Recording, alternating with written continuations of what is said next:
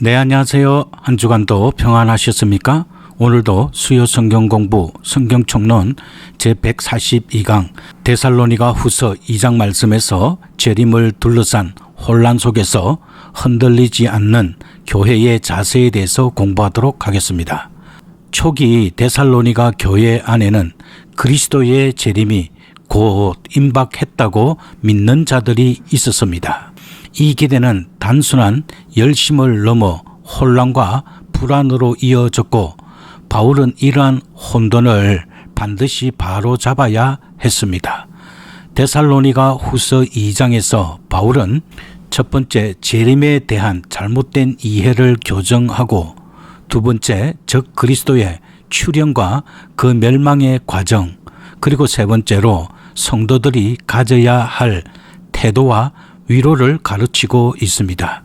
이 모든 가르침은 재림 신앙은 두려움이 아니라 위로라는 사실을 분명히 보여줍니다. 첫 번째, 데살로니가 후서 2장 1절에서 3절 말씀에서 바울이 구한 것이 무엇인지 살펴보겠습니다. 바울은 여기에서 흔들리지 않는 믿음을 구하였습니다. 바울은 잘못된 종말 사상을 시정하는 첫 마디를 형제들아로 시작합니다. 이는 단순한 호칭이 아니라 그리스도 안에서의 가족적 애정을 드러내는 표현입니다. 바른 신앙은 책망이든 가르침이든 반드시 복음의 태도로 해야 한다고 말합니다. 바울은 곧바로 정죄하거나 경고하지 않고 사랑을 앞세워 잘못을 바로 잡습니다. 그는 재림 자체를 부정하지 않습니다. 오히려 재림의 시기와 과정, 그리고 그 재림을 기다리는 성도의 태도를 바로 잡고자 합니다. 바울이 원하는 것은 성도가 쉽게 흔들리거나 미혹되지 않는 것입니다. 잘못된 가르침은 언제나 교회를 흔들며 참 신앙의 평안을 파괴합니다. 성경은 종말론적 미혹을 복음의 위로를 훼손하는 악한 가르침으로 보았습니다. 그러므로 바울의 명령은 단순합니다. 아무에게도 미혹되지 말라고 데살로니가 후서 2장 3절에서 강조하여 말합니다. 종말을 둘러싼 교만한 계산이나 자극적 예언은 항상 공포와 분열을 낳습니다. 성도는 요동하는 신앙이 아니라 말씀에 굳게 선 신앙을 지녀야 합니다. 두 번째는 평안한 믿음입니다. 잘못된 종말론은 사람의 마음을 들끓게 만들고 감정적 신앙을 조장합니다. 한국 교회 역사에도 잘못된 재림 사상으로 인한 혼란과 상처는 잊기 어렵습니다. 그러나 참된 신앙은 냄비처럼 끓고 식는 것이 아니라 말씀 위에 서 있는 평안한 믿음입니다. 따라서 성도는 감정의 동료보다 말씀의 약속을 붙드는 신앙이 되어야 합니다. 성도는 진리를 바르게 알고 자신 스스로 잘못 붙든 부분이 있다면 겸손히 내려놓아야 합니다. 바울의 목표는 공포가 아니라 평안 가운데서의 확고함입니다. 이제 두 번째로 데살로니가 후서 2장 3절에서 12절 말씀에서 적 그리스도의 출현과 멸망에 대해서 살펴보겠습니다. 바울은 재림의 때 나타날 현상들을 설명하면서 구약의 예언과 예수님의 가르침과 요한계시록의 가르침이 서로 연결되어 있음을 보여줍니다. 루트 교회는 이 구절을 해석할 때 상징적 난제에 빠지지 않고 율법과 복음의 핵심 구조 속에서 봅니다. 이어서 재림의 순서와 적 그리스도의 활동에 대해서 살펴보겠습니다. 바울이 말한 종말의 순서는 다음과 같습니다. 첫 번째는 배도 즉 믿음에서의 떠남이 있게 됩니다. 이는 단순한 도덕적 타락이 아니라 교회 안에서의 배교를 의미합니다. 두 번째는 그 후 불법의 사람, 곧 즉 그리스도가 나타납니다. 그는 자기를 높이며 소위 하나님이라 하는 것 위에 앉는 자로 묘사됩니다. 즉 하나님의 자리를 차지하려는 종교적 교만이 그의 본질입니다. 세 번째는 그의 활동, 즉 그리스도의 활동을 현재 막는 자가 있음을 말하고 있습니다. 역사적으로 로마 제국, 정치 권력, 교황 제도, 특정 인물 등 다양한 해석이 등장했지만 성경은 그 정체를 확정적으로 말하지 않습니다. 따라서 이 구절을 불필요한 추측을 경계하는 본문으로 보며 정체를 밝히려는 시도가 오히려 미혹을 낳을 수 있음을 경고합니다. 네 번째로 적 그리스도는 잠시 활동하지만 결국 주님의 입의 기운으로 멸망합니다. 그의 기적과 표적은 거짓의 능력이며 하나님은 진리를 거부한 자들을 심판하기 위해 스스로 썩도록 내어버려 두십니다. 바울이 예로 든 성전에 가증한 것은 주후 40년 가이오스 황제가 성전에 자기 동상을 세우려 한 사건과 연결될 수 있으나 이 사건조차 재림의 때는 아니었습니다. 따라서 바울은 역사적 사건들을 재림의 직접적 시기로 동일시하지 않습니다. 따라서 우리는 깨어있는 신앙인이 되어야 합니다. 시대마다 적 그리스도와 막는 자의 정체에 대한 해석은 달랐습니다. 루트는 로마 교황권의 교권적 교만을 적 그리스도로 보았습니다. 현대에서는 정치적 인물이나 국제 지도자를 적 그리스도로 오해하기도 합니다. 그러나 성경은 재림의 날을 인간이 계산할 수 없다고 말합니다.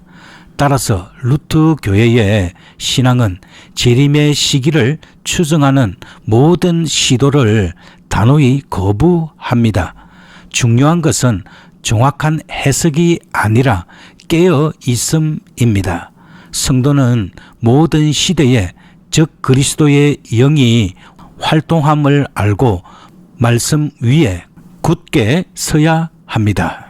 이제 세 번째로 데살로니가 후서 2장 13절에서 17절 말씀에서 바울의 격려에 대해서 살펴보겠습니다. 바울은 다시 데살로니가 교인들을 향한 사랑을 드러내며 그들이 무엇보다 하나님께 사랑받는 자들임을 일깨웁니다. 이는 성도의 자기 확신의 근거는 자기 행위가 아니라 하나님의 선택과 사랑임을 의미합니다.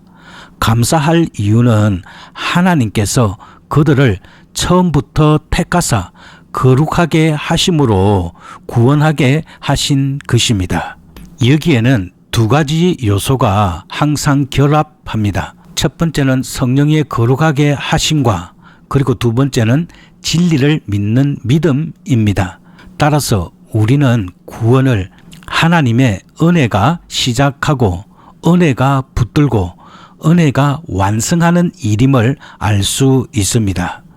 그러므로 성도는 방탕이나 나태에 빠지지 않고 성결한 삶 속에서 부르심에 합당하게 살아야 합니다. 따라서 우리의 삶은 복음을 굳게 붙드는 삶이 되어야 합니다. 성도는 사도들에게 전해받은 전통, 즉 사도적 복음을 지켜야 합니다. 이를 사도적 정통성의 근거로 삼으며 재림의 미혹을 이기는 힘은 새로운 계시가 아니라 이미 우리에게 주어진 말씀입니다. 바울은 성도들을 위하여 기도하며 주님께서 그들의 마음을 위로하시고 선한 일과 말에 굳게 세우시기를 간구합니다. 이 기도는 단순한 축복이 아니라 하나님이 성도 안에서 신앙을 보존하신다는 약속의 표현입니다. 따라서 우리의 삶은 구원에 이르는 삶이 되어야 합니다. 성도가 인내 가운데 굳게 서야 하는 이유는 분명합니다. 우리가 선택받아 구원받았다는 사실은 게으름의 이유가 아니라 성결과 인내의 동기가 됩니다. 재림을 둘러싼 혼돈과 자극적 예언은 언제나 성도를 약하게 하고 때로는 시간과 물질과 마음을 잃게 하는 상처를 남겨왔습니다. 그러므로 성도는 재림에 대한 과도한 기대감이나 불필요한 두려움에 빠지지 않고 말씀에 붙들린 편안한 인내의 신앙으로 살아야 합니다. 바울이 데살로니가 후서 2장에서 명확하게 보여주는 결론이 이것입니다. 믿음 위에 굳게 서서 성결된 삶으로 구원을 이루라. 우리는 재림의 시기는 알 수 없으나 그리스도께서는 반드시 오십니다. 그날에는 성도는 위로와 영광을 얻고 불신과 배도는 심판을 받게 됩니다.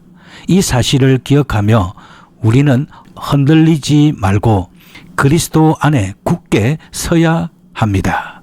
이제 네 번째로 적 그리스도에 대해서 살펴보겠습니다. 적 그리스도 혹은 불법의 사람에 관한 논의는 초대교회 종말론에서 중요한 위치를 차지하였습니다. 첫 번째는 루트 교회가 말하는 적 그리스도의 핵심 견해는 다음과 같습니다. 루트교 전통은 초기 종교개혁 시대부터 적 그리스도란 주님의 자리를 가로채며 복음을 왜곡하거나 제거하는 자로 정의해 왔습니다. 이때 초점은 특정 정치적 인물이나 종교 외부 세력이 아니라 교회 내부에서 그리스도의 자리를 대체하려는 가르침과 권위에 맞추어져 있습니다. 그리고 루트와 종교개혁기의 견해는 다음과 같습니다. 루트와 종교개혁자들은 성경에서 말하는 적 그리스도를 단순히 미래에 출현하는 한 개인이 아니라 그리스도의 이름 아래서 그리스도를 대적하고 인간의 가르침으로 복음을 왜곡하는 제도적 세력으로 이해했습니다. 루터는 다음과 같이 말합니다. 적 그리스도는 그리스도의 자리에 앉아 그의 권위와 영광을 가로채는 자이며 복음을 막고 거짓 교리를 강요하는 자라고 말하였습니다. 루터는 당시 로마 교황 제도가 그리스도의 대리자라는 이름으로 성경의 권위를 넘어서는 교권을 주장함으로써 그리스도 대신 교황을 중심으로 신앙을 재구성했다고 보았습니다. 그 결과 루터는 교황권 그 자체를 적 그리스도로 규정했습니다. 이는 개인 교황을 말하는 것이 아니라 그리스도를 대신하는 교황 체제를 말한 것입니다. 그리고 이어서 루트 교회 신앙 고백서의 가르침은 다음과 같습니다. 루트 교회 신조 중 스말칼트 조항은 매우 명확합니다. 우리는 교황을 적 그리스도라고 확고히 믿는다. 그는 하나님이 계셔야 할 곳에 앉아서 자신이 교회를 다스릴 권세를 가지고 있다고 주장하기 때문이다. 여기서의 의미는 다음과 같습니다. 첫 번째는 적 그리스도는 교회의 외부 세력이 아니라 교회 내부에서 복음을 훼손하는 사람 또는 제도를 의미합니다. 두 번째는 그리스도 대신 인간의 지위를 절대화하는 행위를 의미한다. 세 번째는 믿음으로 말미암는 칭의 교리를 약화시키는 모든 체제를 의미한다. 즉 신앙 고백서의 논지는 구원의 유일성을 부정하는 곳에 적 그리스도가 존재한다는 것입니다. 이제 LCM에서 즉 미주리 총회의 현대적 공식 입장을 정리하면 다음과 같습니다. 루트 교회 미주리 총회 즉 LCM에서는 지금도 종교개혁기에 교황권 비판을 공식적으로 유지하고 있습니다. 다만 교황 개인이 적 그리스도라는 의미가 아니라 교황 체제 전체가 성경적 권위를 넘어설 때 적 그리스도의 성격을 가진다는 뜻입니다. 루트교회 미주리 총회의 공식 입장은 다음과 같습니다. 우리는 교황 제도가 성경의 가르침을 부정하고 그리스도의 복음 위에 인간의 전통을 세울 때 그 체제는 적 그리스도로 기능한다는 입장입니다.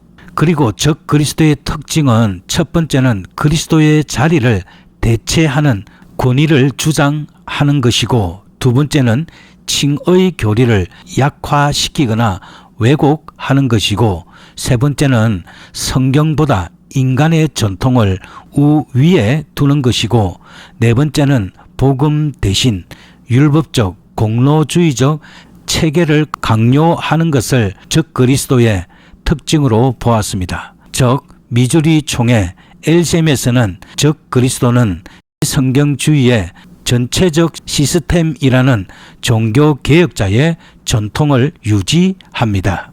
그리고 성경 해석적 원리는 적 그리스도는 특정 한 사람이 아닙니다. 루트교 미주리 총회의 신앙은 적 그리스도를 다음과 같이 봅니다. 첫 번째는 단일주의 인물을 거부합니다. 데살로니가 후서 2장, 요한서신, 요한계시록은 적 그리스도를 단일한 미래의 한 인물로 한정하지 않습니다. 두 번째는 교회 내에 일어나는 영적 타락을 적 그리스도로 봅니다. 적 그리스도의 본질은 교회 안에서의 배교입니다. 세 번째는 성경보다 인간의 권위를 높이는 구조적인 죄를 적 그리스도로 봅니다. 그리스도 대신 인간 제도가 절대화될 때 적 그리스도의 정신이 나타납니다. 네 번째는 종말의 마지막 순간뿐 아니라 지금도 적 그리스도는 활동하고 있습니다. 요한 서신에 따라 루트교회 미주리 총회는 적 그리스도를 지속적이고 반복적으로 나타나는 반복음적 세력으로 이해합니다. 이제 기도하도록 하겠습니다. 자비로우신 하나님 아버지, 주께서 약속하신 그날이 언제일지는 알지 못하나 그리스도께서 반드시 다시 오신다는 확실한 약속을 주심에 감사드립니다. 주여, 잘못된 가르침과 세상의 미혹이 우리를 흔들지 못하도록 말씀 위에 굳게 서게 하시고 성령께서 우리의 마음을 지키셔서 편안한 믿음을 허락하여 주시옵소서. 세상의 거짓과 불법이 가득할 때도 두려워하지 않게 하시고 그리스도의 재림이 심판의 두려움이 아니라 구원받은 성도에게 주어지는 위로와 영광임을 기억하게 하여 주시옵소서. 우리를 처음부터 사랑하시고 선택하신 은혜를 붙들게 하시며 진리의 복음을 굳게 지켜 성결함과 인내로 살아가게 하여 주시옵소서. 마음을 위로하시고 선한 일에 굳게 세우시는 주님, 재림의 날까지 흔들리지 않는 믿음을 주시고 끝까지 우리를 보존하시는 주님의 은혜를 의지하게 하여 주시옵소서. 우리 주 예수 그리스도의 이름으로 기도드립니다. 아멘.